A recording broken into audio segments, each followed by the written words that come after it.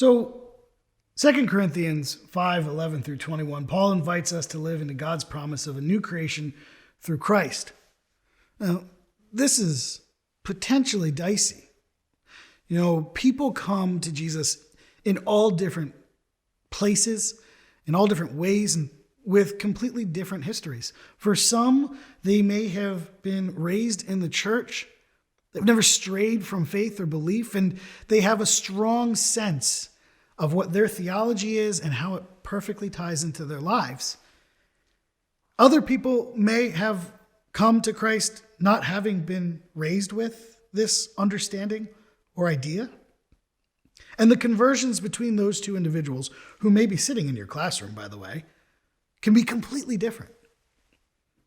And so when we start talking about living by new standards, there are often those who have never felt like they lived by any different standard, who feel like they don't have a conversion narrative.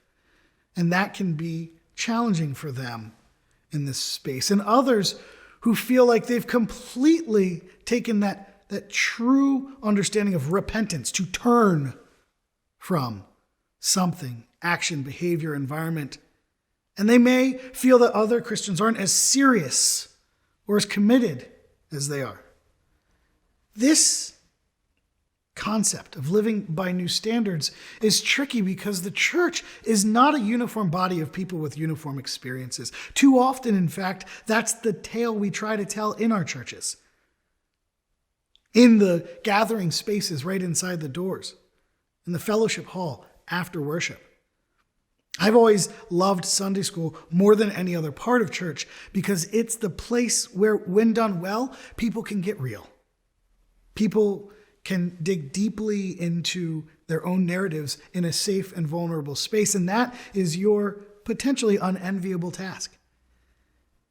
And I want you to understand that you may be dealing with trauma. And trauma's tricky. I invite you to do a little bit of work, not just in the commentaries, not just in the preparatory materials. Look up a phrase, trauma-informed. If you have time, it would be of value for you to understand this concept that we carry these traumas with us. Even those who do feel as if they have repented from a life and have come to Christ will have residual trauma in their lives.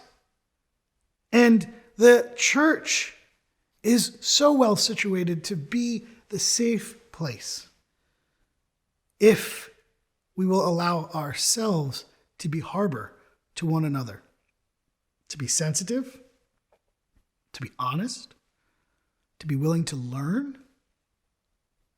Here, where Paul talks, he says, "So we try to persuade people since we know what it means to fear the Lord." Have you ever tried to persuade someone? How's that worked out for you? Did you hit them over the head with your favorite facts? All of your rejoinders that you know convince you? Have they always been convinced? Have they always seen the way that you see it? Well, this is also true when we work to try to persuade people of the value of the Christ that we love. We all know of someone who's really, really, really on fire for Christ.